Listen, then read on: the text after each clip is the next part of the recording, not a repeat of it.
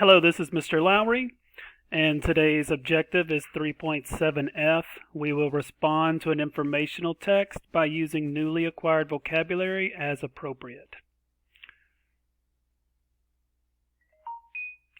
Before I go over the vocabulary, I wanted to go over the parts of speech for the words because this will be important in order for the students to understand the meaning of the words. They must know whether it's a verb, like an action verb, something you can actually do. A noun, which is a person, place, animal, or thing, or idea. Or an adjective, which is a word that describes a noun and tells us what it looks like, how many there are, all of these words. You could pause the video here and see that these are all examples of adjectives.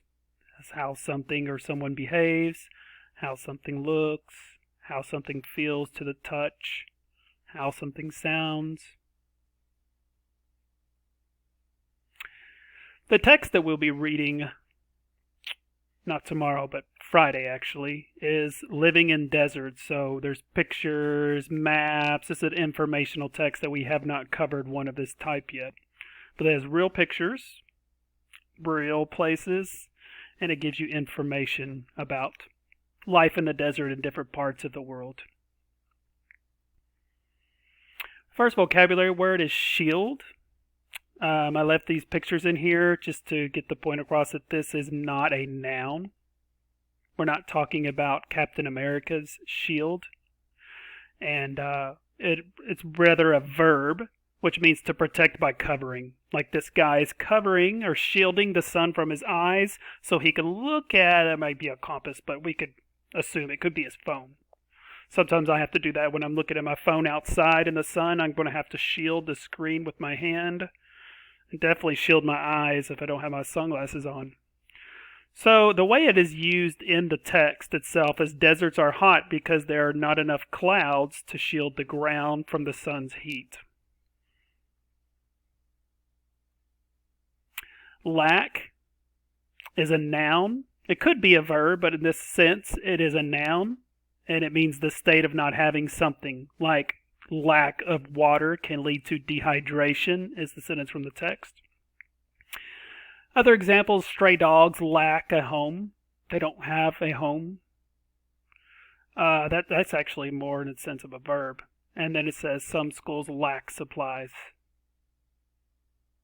So actually those cases are verbs. Exposure is a noun, which means the condition of being unprotected from the weather. Like too much exposure to the sun can cause skin cancer. And I know I'm going to have to suffer this later in my life because of my pale skin and my not using sunscreen a lot when I was younger. You can have skin damage here with patches of skin damage on your skin. I already have that, yeah, but exposure, it's a noun. Too much of something. It could be exposure to cold weather. It could be exposure to too much rain. Nomadic is an adjective, which means moving around a lot. And the way it's used in the text is some nomadic people live in tents. And it will be an example in the text of nomadic people who live in tents in the desert. So nomadic, again, it just means they move around a lot. So why do these people live in tents? Because they're easy to pack up and move on to somewhere else.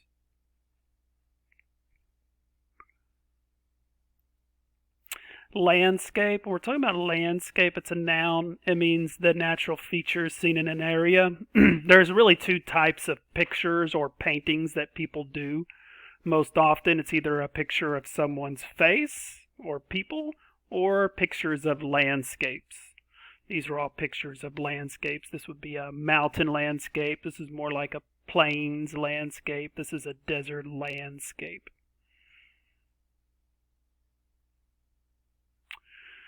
In this textbook, this is another reason why it'd be really good if the kids had the textbook. There is a glossary at the end of this particular text. The kids need to know dictionary skills. So we're going over glossary. They just need to know, and a glossary is where you can find the definition of words. All of these words are actually in the text.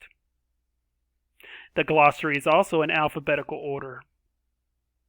So there's no word that starts with A, but then you have B, C comes after B, D comes after C, E comes after D, and so on. This is on the pages 154 and 155 in the books, a textbook. The students will be filling out a vocabulary chart. So just to demonstrate how they'll do this, I will show how they'll find. This is an example, but these two words are not in the actual Google slide that they'll fill out with the text boxes. So here we have, it says a desert is an extreme place to live. So here where it says sentence of how it's used in the story, here they will type, the desert is an extreme place to live.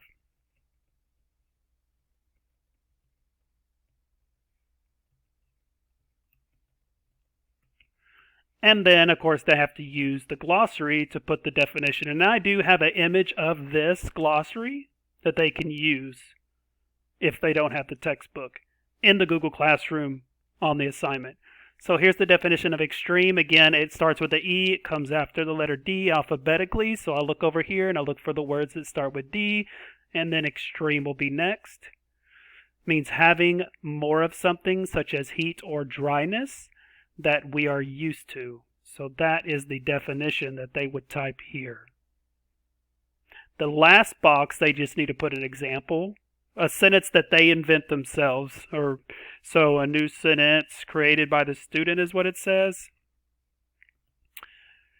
People, this is the example I came up with. People can die of extreme hunger.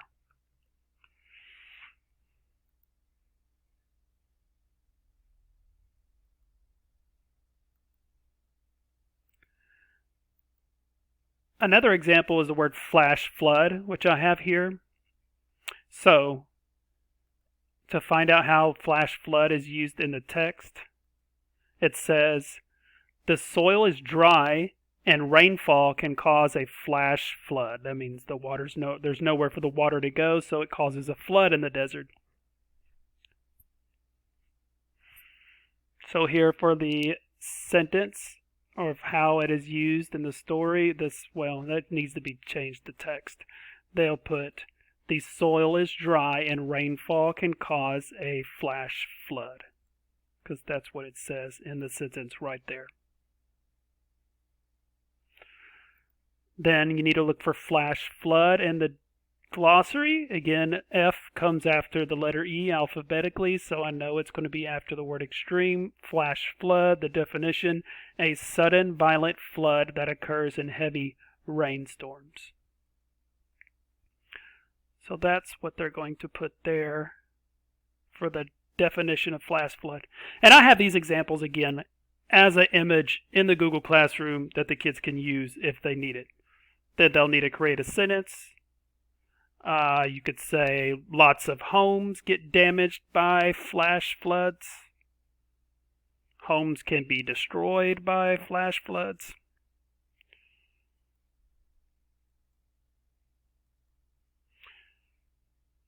Now to go to the Google Classroom so that I can show you where this assignment is.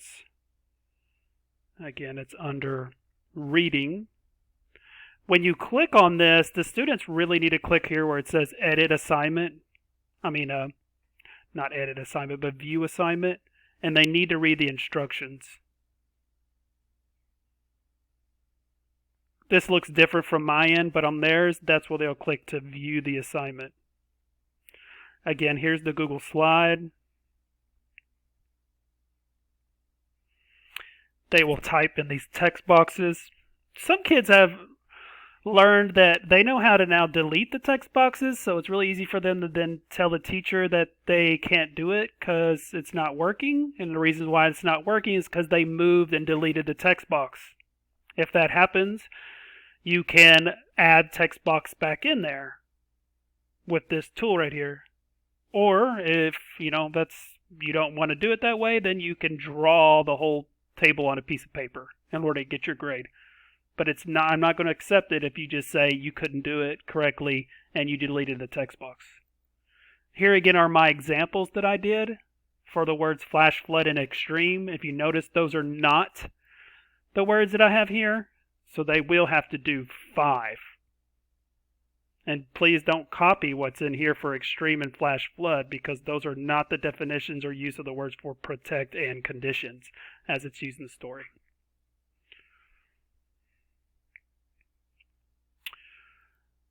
Once you're done with that, there will always be a box over here. You'll click to turn in to me. That way I receive it. I don't think I have anything else. Just make sure you read the directions. And if you haven't got the textbooks, please do so. It really would help in the future when we're coming up with these assignments. If the students aren't going to come back to school, please at least come by the school and get the text boxes. Get the textbooks, if you could, please. That's my video. Appreciate you watching it. I'll see you next time. Thank you. Goodbye. Oh, and one more thing, if you're listening to this video, just remember that the virtual class time has changed. So the time for Miss Juarez's homeroom to come to my class for the virtual reading assignment, when we'll be on live, will be at 10:35. So 10:35, not 9:45, is the new time for the virtual class. Thank you. I will see you next time. Appreciate it.